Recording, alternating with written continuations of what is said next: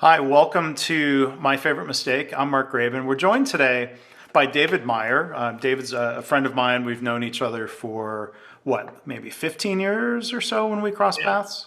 probably. Yeah. Yeah, so we've crossed paths in work circles, in what I would call my day job, maybe your previous job, or would you still call that type of work that we've done the day job, or is that behind you now? No, I still do a bit of the consulting when things come along. So let me give a little bit more formal introduction to David Meier. We crossed paths after he had a very interesting career at Toyota. He has then worked as a consultant doing similar types of work to what I do. And he's also co-author of two really excellent books. One is called The Toyota Way Fieldbook, and the other one is called Toyota Talent. And more recently, and this is of particular interest of mine. David has started, he's the founder of Glens Creek Distillery in Kentucky, and I've had a chance to visit the distillery twice, and I enjoy his products very much. And I'm going to give congratulations and a shout out to you that David has gotten really nice acclaim in the Jim Murray 2021 Whiskey Bible. So, David, congratulations for that recognition. Yeah, thank you, Mark. I just actually saw that recently myself, so that was nice. And Mr. Murray visited the distillery a couple of years ago, Yeah. so it's kind of a good experience. Yeah, so we'll come back and talk a little bit more about the distillery and the whiskey, but I think we're going to talk first about your experiences at Toyota. And regular listeners will realize we're going to deviate from the standard a little bit here. Normally, we jump right into the favorite mistake question, but David's going to first tell us a little bit more about some of the background of what he learned working at Toyota. Yeah, when I first saw your blog and really, really appreciated the idea of being able to talk about mistakes because it's something that's hard for people to do sometimes, to admit that they're human and that they can make mistakes. And when I started at Toyota, I was 27 and I was put into a leadership role there, and I'd had some leadership experience in the past, but certainly not very much. And one of the things that I found frustrating and kind of made me angry was that when my people would make mistakes, the blame, it felt like came down on me. And Toyota operates a no fault, no blame culture, but we are brought up, you listen to any 2-year-old kid and they say, it's not my fault, he did it. And, we're brought up with this idea of, find fault and place blame. And there's a difference between that and being responsible. Toyota teaches that the leader's responsibility is to develop and create processes and systems that allow people to do their best work. And but certainly it was hard for me in the beginning with that situation. And as time went on, I got to understand the difference between responsibility for something and fault or blame about something. And certainly when you make a mistake, you have the responsibility for that mistake. And it's expected at Toyota then that you're also going to propose, some corrective action or something to help prevent that mistake from occurring again. Yeah. So there's learning that takes place then. Yeah. Right. And I used to, when one of my people would make a mistake, I'd go out to the process area and I'd look at the situation and honestly, I think sometimes, well, how stupid could they be that they don't understand the correct way to do this? And it took me a while, a couple of years actually, to be able to kind of clear my brain of any forethoughts about the situation and then look at it from a novice's point of view, if you will, and say, okay, if I didn't understand this system, and since I was the one who designed it, clearly I understood it. And if I didn't have that understanding, is it actually that clear to others? And of course, the answer is no, not really. And so you have to understand that when people make mistakes, it's not intentional, and it's called a mistake, right? And so that really changed for me. And at the distillery now, when we have a new hire or something, I just tell them, I said, look, you can't really make a mistake that hasn't been made here already. We've done this, we've screwed up that, we've done this kind of thing. And so you're not going to come up with something new. Now, every now and then they surprise me and come up with something that hasn't happened, but everybody goes through this kind of a similar learning process, and certain things happen.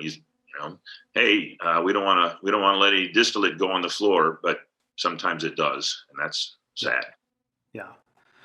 So I was wondering if you could elaborate a little bit, David. Because you hear things like there's variations on these expressions: "Be hard on the process, not on the people," and this idea of not blaming the frontline workers. At what point is a frontline supervisor, a frontline leader, responsible versus also being part of the system? Yeah, that's exactly what I was struggling with, initially, is the idea that you have responsibility for process improvement or developing people.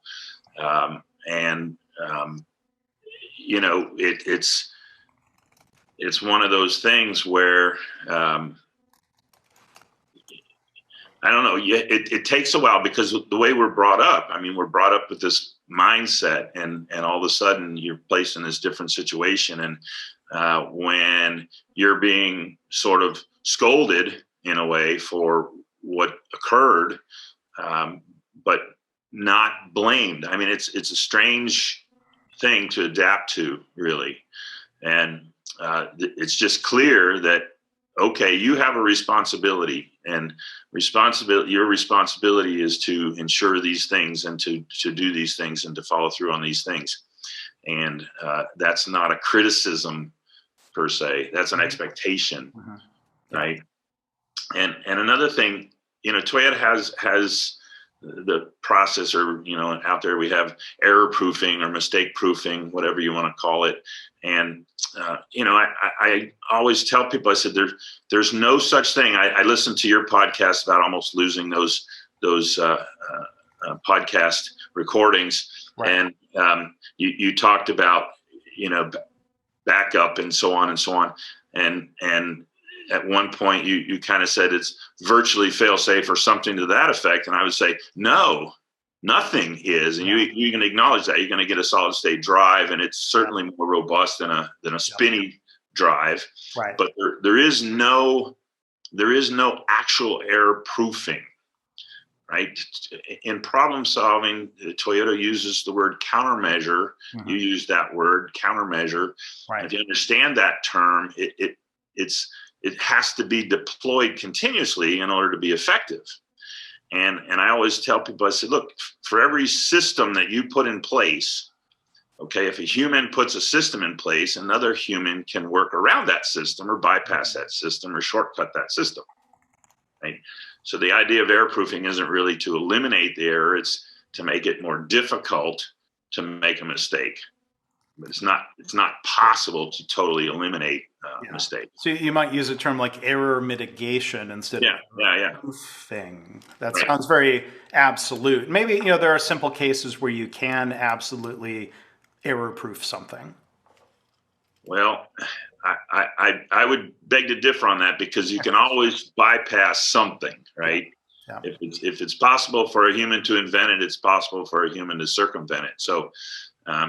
Mitigation is probably a better term.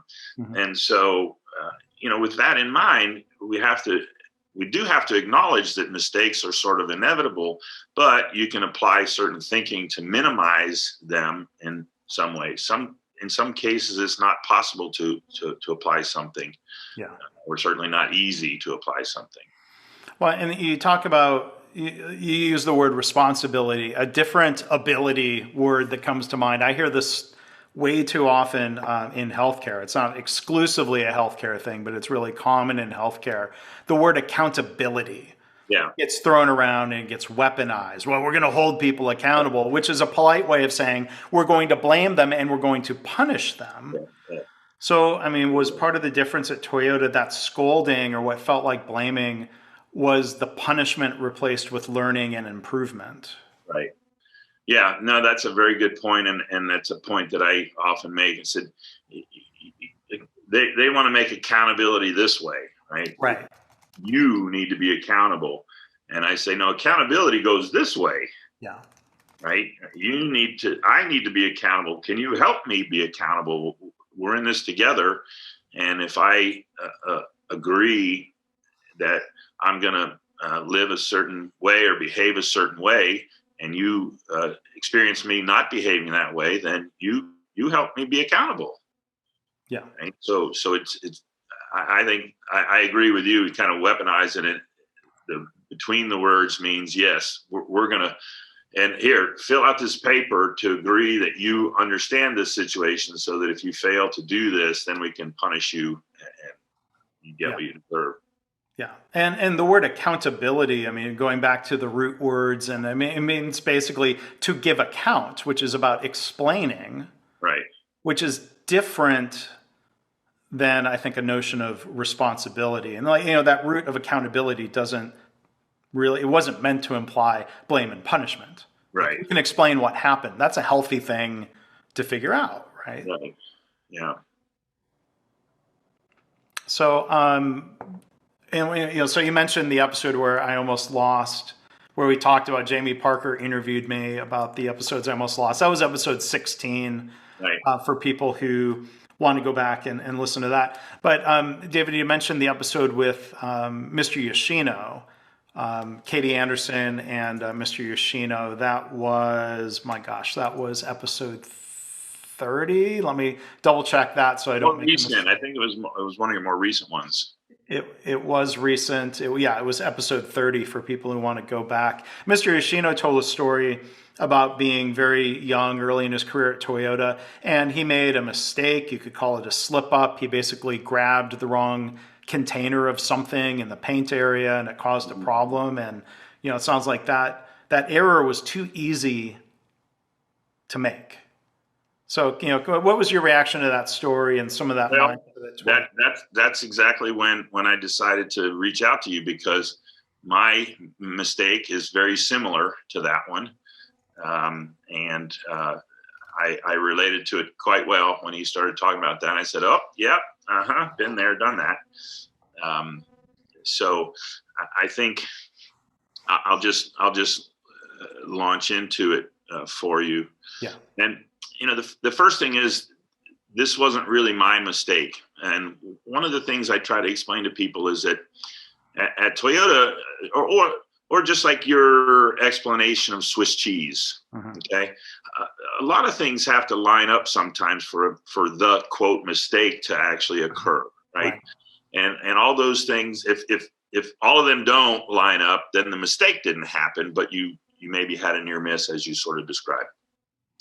And this is really one of those cases. So this was about, I think, 4 to 5 years into my Toyota experience. So we weren't exactly newbies at that point. And in one morning, my team leader came up to me, and I could see just kind of white-faced, something wasn't right. And he says, the bumper core process is powder. And I'm just looking at him and thinking to myself, powder? This is supposed to be the energy absorber, they called it in the vehicles back then. It was a polyurethane, hard foam piece. I mean, not powder, right? And so I walked over there with him and take a look at the situation. And it's like, sometimes you experience something that is so far beyond your realm of experience that you just can't process it. I mean, there would be nothing like this, the typical defects that we experience, that you deal with kind of day in and day out. This was so far out of that realm that it just, totally blank. So at Toyota, you understand some things. And one of those things is you have about an hour's worth of work in process inventory between you and the next process. In that case, bumper paint. And bumper paint has about an hour's worth of inventory between them and the assembly line. So you got about 2 hours before everything stops. Yeah. So that's number one. So you immediately call the managers and maintenance and the engineers and everybody to come down to the problem area. And again, in retrospect and looking back on it, I think sometimes you're experiencing something again that's so far beyond the realm of your possibilities that you just don't know what to do. But right. Everybody puts their heads together and says, okay, let's take this action. We'll drain the chemical system and we'll refill the system and we'll start from scratch and we'll see how it goes. Yeah. So this process alone to drain the system, you're talking an hour or so. We've never done it before. It's never had to happen, so we don't really know. And then you got to fill it up, and then the chemicals have to blend, and so on and so on. So you're 2-3 hours into this thing before you can even have an effective chance at a countermeasure.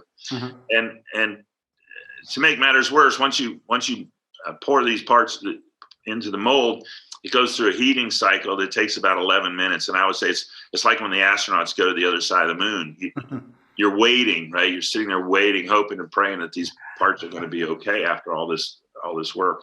Yeah. And the mold comes around, opens up, and powder again. I mean, it's just crumbly powder. So we're all scratching heads. And you have to understand one thing here, Mark. In addition to those of us who had been with Toyota 4 years, we had a lot of seasoned Toyota veterans from Japan working with us at that point in time. Mm-hmm. I mean, 20, 30-year guys, okay? And nobody had experienced anything like this. And it was, So the decision was made this time that maybe the automated system was messed up somehow and it wasn't putting in the right material and so on and so on.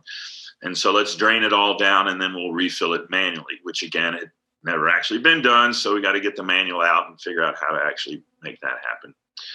So, several more hours goes by, and this happened to me more than one occasion at Toyota where the process really was down for quite a long time. And, it's kind of, I'd say you look up and all of a sudden there's 25 people from all over the plant. Every manager from every department comes because they all want to know, what are we going to do with our people? How long might this take? And everybody kind of comes together. Yeah. And so I say you have 25 new friends that you didn't know about before. So anyway, go through this whole process of redoing it all manually and same thing, put it in the mold, goes around the oven, 11 minutes, you're waiting. And then, mold opens up, powder. Yeah. Yuck. Okay. Yeah. So now we're, 6 hours into this, 7 hours into this. And everybody understands when the line stops, everybody understands the significance of that. Right. Okay? And everybody's doing their best to try to get it resolved. So at that point, people are kind of wandering around and looking and trying to think, what else could it be? What else could it be? And, off to the side, my recollection is off to the side, I hear somebody saying, what do you do with methylene chloride? My ears perk up, right? And I'm like, what now? Now, I was familiar with methylene chloride because of my previous job. I worked as a safety coordinator and I had to deal with chemicals and so forth. But we had no use for those in the plastics department, right? There's no methylene chloride was needed anywhere that we did. So I immediately went over to where he was. I said, what are you talking about? He said, well, this drum here says methylene chloride on it. Mm-hmm. I said, oh my gosh, we're putting a solvent in where we were supposed to be putting a catalyst in. Yeah. Okay. So instead of solidifying the material, it was degrading the material. Right. Yeah. Yeah. So when when you analyze that at the end, and we had to do an analysis and we had to do problem solving, and Mr. Cho, our president, basically asked one question: what did we learn today? And the thing about it is, Mark, the mistakes that led to the line stop, the downtime, weren't actually the big mistake. The big mistake, which took me about 10 years of reflection to understand, was what took us so long to figure out what caused the issue. See, it was 7 hours in, and we missed one of the most fundamental lessons when a problem occurs or when a mistake happens. One of the fundamental lessons which we had been taught over and over and over at Toyota. Right? Now, to analyze the mistake, what happened? Well, you could do a 5 whys and say, well, somebody put the wrong material in the system. Why? Because the wrong material was delivered. Why? Because it was in the wrong location. Who knows? It could have been a mistake on the shipping and bill of lading, or where they stored it at oil stores. The drum was the same color, the same size, and the same manufacturer. Yeah. So we know things like expectation bias get in the way, right? It looks normal. This sounds like some medication errors. Yes. Yeah. Same. Yeah. Same kind of thing, right? It looks normal. It doesn't look out of place. Yeah. And so we literally walked by it all day long and failed. And again, it took me a long time to really understand where we failed. And the thing about it is, Mark, in that case, all of us there failed in the same way. Okay. And I'm not talking 2 or 3 people. I'm talking 20 people, 25 people. Sure. Okay. Very experienced people who, should know better. Yeah. And the failure was we didn't verify the standard. Yeah. Nobody thought to say, hey, let's go and check all the chemicals that we're putting in the system, or, hey, let's switch them all out and put a fresh batch in. Right. The feeling we got latched into, and this happens a lot too, where you latch into one possibility, and it must be the blending system. Yeah. It wasn't about what we put in the system. It was about the system itself. I mean, that seems like that's a form of cognitive bias. I've heard others talk about the first solution that people come up with. We tend to lock in or gravitate too strongly toward that one. Even if we're trying to brainstorm multiple possibilities, I think our brain tends to stick with the first one, which, that's at our own risk, I guess. Yeah, it is. It's extremely common. And, particularly, I think, in that scenario where we were faced with a situation that was so far beyond anything that we could imagine as a cause. Yeah. And, with your everyday defects or everyday situations that you've kind of dealt with before, and you kind of go back to what in this case, it was too far out there. And I think, as I recall, there was a list drawn out about what could be going on and so forth. But the blending system was focused on, and we didn't go and look and see what all the materials were. Were they the correct materials? I mean, that's a fundamental thing. Step number 1 is confirm that what you're dealing with is what it's supposed to be. But there might have been a bias or an assumption where people might have thought such a fundamental error like that wasn't going to happen. It must be something really complicated instead of being something really simple. Well, yeah, that's a possibility as well. And again, looking visually, literally looking, that drum was the same color, the same size, the same manufacturer. From several feet away, it didn't look out of place. It didn't look abnormal. It didn't look like something was wrong. And but still, the idea when it finally occurred to me that we all fundamentally failed to do the most basic thing, which is confirm. Yeah. And expectation bias or confirmation bias, you're absolutely right. Those are things that often get in our way when we're trying to resolve a situation, or we're trying to or avoid mistakes. I mean, a lot of mistakes in healthcare, it's common. Expectation bias says, oh, I'm working with Mark, and Mark's a really good guy, and I trust Mark, so I don't need to double check Mark on what Mark did because he's a good guy. And so it's a very common phenomenon, I think, in the realm of making mistakes. Yeah. So you mentioned it took quite a long time for this to really kind of come together in your mind. What triggered that learning, or that recognition of, like, for one, the memory of that, and then the recognition of the mistake within trying to figure out the mistake? Well, the what I call the bigger mistake, because if we had checked and confirmed things, we could have resolved it within the first effort and drain the system because clearly it had contamination in it, refill it with the correct things, and probably be back to normal much sooner, hours and hours sooner. And I think, back then, certainly I was not as experienced as I am now, or became later when I finally understood it.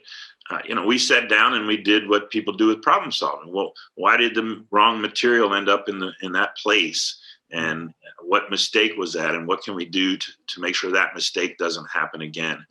And I don't think anybody ever asked the question to say, but I learned this later, is to say, how can we resolve problems more quickly? How can we get to effective countermeasures faster so that we don't experience the length of downtime? We focused on how, the mistake, which was putting the wrong chemical in the wrong place. Yeah. Well, and many organizations would have gone down the path of who put the wrong chemical into the machine, and might go down that path of, well, we're going to write them up or punish them, or Right. And that doesn't, that's not as effective of a path to learning and improvement, and ultimately success for the team or the plant or the company. Right. We did not have a process in place that said to the operator, verify the chemical before you stick the hose in it. Yeah. Right. And that was one of the corrective actions that took place. And I think, to make matters worse, that the individual who actually did it was a temporary. Mm-hmm. Okay. It was summertime, and we would hire children of workers from college or whatever to come and fill some jobs in the summer. But look, it was the Swiss cheese. Yeah. It wasn't the final act of putting it in. Certainly, it was also the delivery of the wrong thing. And it was also the pickup of the wrong thing. And who knows how far back the series of mistakes actually went. Yeah. But then, like you were saying earlier, error mitigation, or it might be very imperfect, or people can work around a system, or, if it's dependent on someone double checking the chemical, they might forget, or they might be distracted, or there might be some other human factor that gets in the way. Well, yeah, and just like in any good system, like in aerospace or whatever, the more critical it is, the more redundancies you want to have, and we had multiple redundancies, and they went back all the way to oil stores, which is where the chemicals were received in the plant and then delivered to us. And the person who set it there had to confirm it. The person who was to put it in the machine had to confirm it, and so. And I believe that if I recall, we actually got the supplier to change the color of the drum so that it didn't match methylene chloride or whatever. Yeah. So I mean, all of those countermeasures were fine, but again, later I realized, wait a minute, why did we fail at this fundamental lesson that says, when something isn't working right, go back and verify the conditions or the parameters or whatever. Yeah. Verify the standard first thing. And if you find something that's out of standard, you put that back in standard and go from there. Yeah. and it's kind of surprising, like I said, because there were so many people involved who all sort of fell into the same trap. Yeah. Well, and so I appreciate you sharing that story and the broader reflections from Toyota. I want to bring the conversation back to Glens Creek Distillery and the work that you've been doing there. And I'll put in the show notes. David and I have done interviews in my Lean podcast series where we take a real deep dive into what he's doing there, and I'll point to that. But one thing I was going to ask, the thing that comes to mind. I don't know if this was a mistake or a discovery, and maybe this is urban legend, but the idea that bourbon was transported down the Mississippi River and it was put into oak barrels for the purposes of transportation, and then it was discovered that the time spent in the oak barrel changed the whiskey, taking it from a clear distillate to something with more flavors and color. That could have been framed, whether that story is true or not exactly. What might have been a mistake in transportation, like, well, they didn't use an inert stainless steel container, if that even existed at the time. But that quote unquote mistake actually led to the creation of a lot of value through that learning and that discovery. Well, I'd go way back in human history, Mark, and say that mistakes or things, whatever you want to call it, led to a lot of new things. So my guess is that humans discovered that sprouted seeds fermented, and that's because this sprouting of the seed releases enzymes that then convert starch in the seeds into fermentable sugars. And to discover that, you probably had sacks of grain that got wet accidentally and then sprouted and started fermenting. And then you saw animals eating that fermented stuff and having a great time. And you put two and two together and say, hey, let's do this. Yeah. But I think the story you're referring to is more urban legend. Okay. I thought. There's a lot of legends like that in this industry, who's the first distiller, who first did this and that. In fact, liquids were stored in oak containers well before the United States was the United States. And if you look at it, if you see any of these old shows or whatever, of course, you're going to see wooden barrels all over the place because that was the way everything was transported.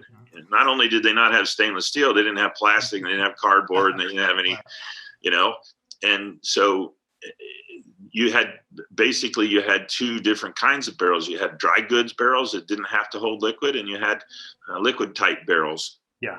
And so anything liquid, wine, honey, molasses, whiskey would have been transported, in a barrel. I think the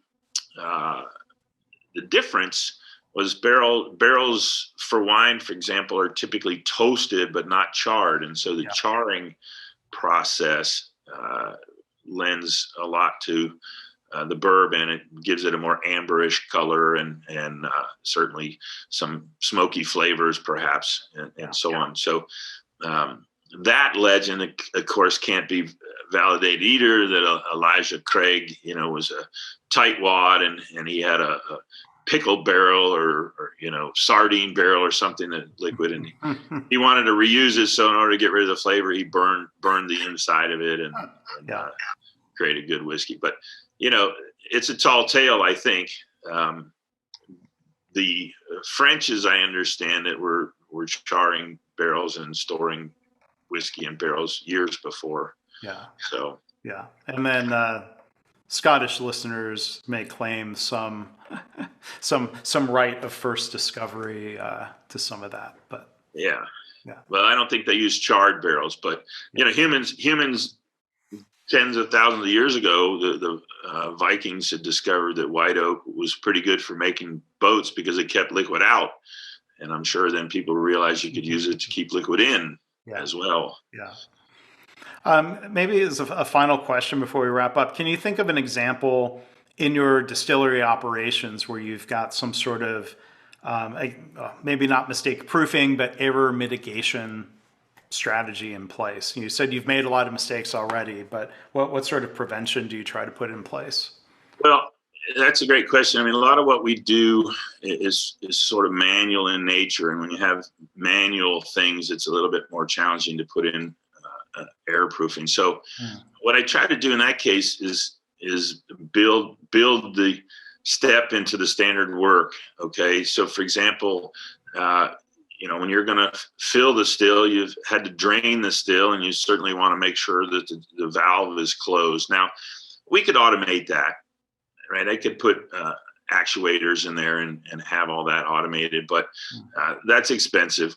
Yeah. And, it's an easy enough task, but it happens sometimes. But you learn to say, okay, step number one, close the valve. And then step number two, when you get ready to turn on the pump to put something in the still, look over and double check the valve. And one of the things they taught us at Toyota is a Yosh, right?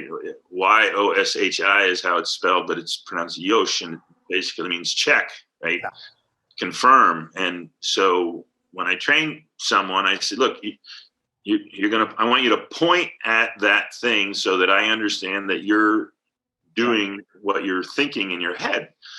Because as you know, a lot of mistakes occur because our brains are sidetracked or on another thought, or in certain situations you basically fall into a hypnosis because of repetition, or what happens at the distillery is what we call getting squirreled, right? You're in the midst of a task and something else requires your attention. You go away from the task, and then you come back and you miss a step, right? And so at the end, after the startup, I say, okay, double check everything all the way around.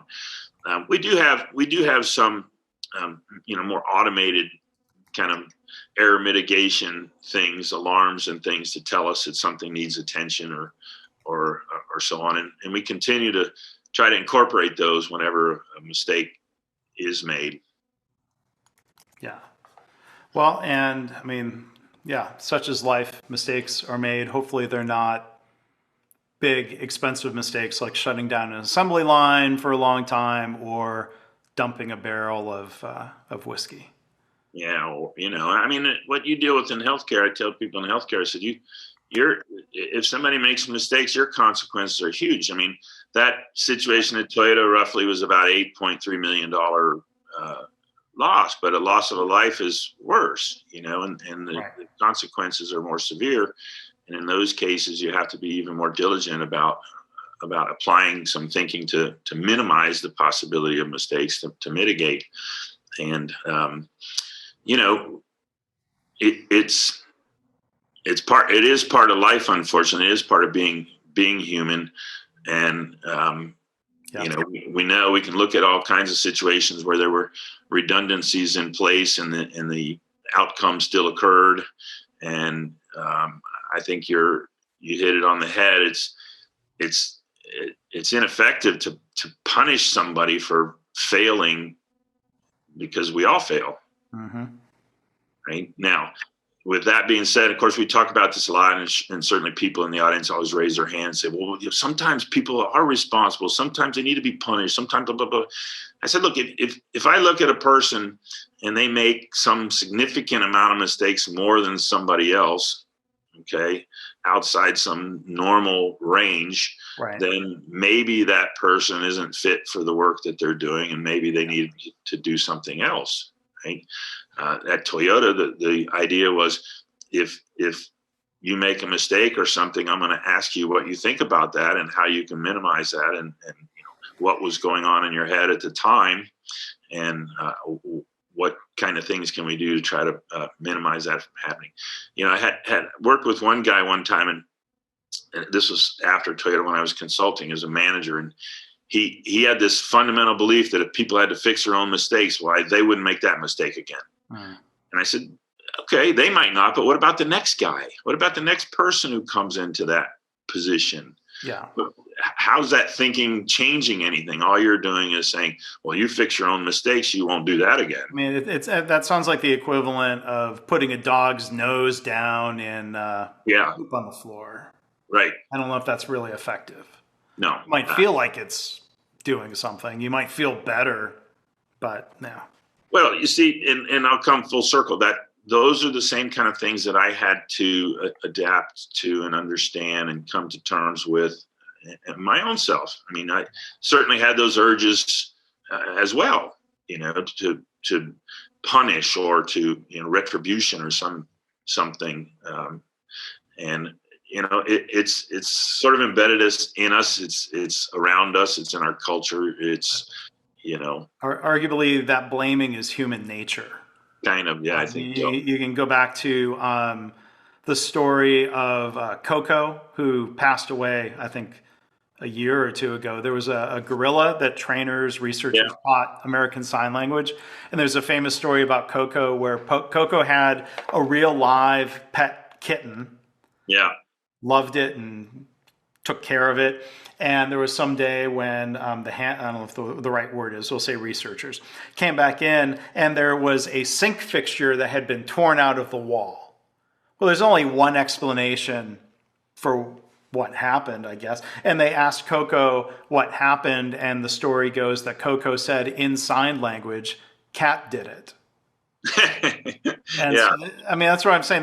We're somehow wired. It must be an yeah, evolutionary survival tool. If you can pin blame on someone else and somehow survive, your genes carry forward. So, yeah. I think you're right. but we do the best we can to create cultures where we're focused on fixing the process instead of blaming people. And to me, that's one of the lessons that I'm fortunate to have learned from the former Toyota people I've worked with and been mentored by, and through my own work and experience. But it like a lot of things, it's a hard habit to break. Yes. Yeah. So, well, maybe I'm going to go pour some of your whiskey. That's a habit that I think is one I'm not trying to break. It's a good one. David's products are produced at Glens Creek Distillery, and the website there is glenscreekdistillery.com. For people who are looking to possibly buy and try your whiskeys, can you tell people a little bit about the distribution and what parts of the country they might be able to find you? Well, first of all, don't blame me that we can't ship. Okay, I don't make the laws. I just have to follow the laws, and people misunderstand those all the time. But distribution is, we're small, but we're in 4 states: Kentucky, Tennessee, Wisconsin, and Michigan.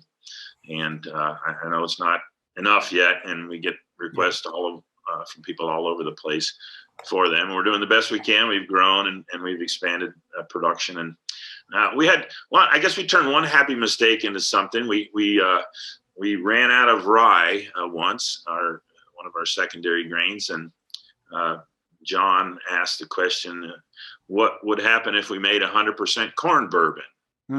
And usually I say, I don't know. Let's see. Let's try. Let's do an experiment. Yeah. So we have currently a what we call Cobb corn only bourbon that is aging, and hopefully we'll be able to release that shortly, but born out of a kind of a mistake. Oh, interesting. So when things get back to normal and when I'm in that part of the country, I'm going to come see you again and hopefully get to pick some of that up and try it. Yep. And I'm glad that Jim Murray really liked in particular. I think, my favorite of your whiskeys is the Cafe au lait product. Now that was intentional. That was not a mistake, right? Correct. Yeah, that was intentional. Yeah. It turned out great. So, our guest, I think this episode's turned out great. So thank you for that, David. Our guest has been David Meier. His books, which I really like a lot as well, the Toyota Way Fieldbook and the other book, Toyota Talent, co-authored with Jeffrey Liker. And again, it's Glens Creek Distillery. So someone could combine the two, do a pour of whiskey, sit down with a book next to the fire, read and learn and have a sip and reflect. So, David, thank you for kind of helping us combine those worlds a little bit in the discussion here today. All right, Mark, always a pleasure. Yeah. Thank you. Thank you.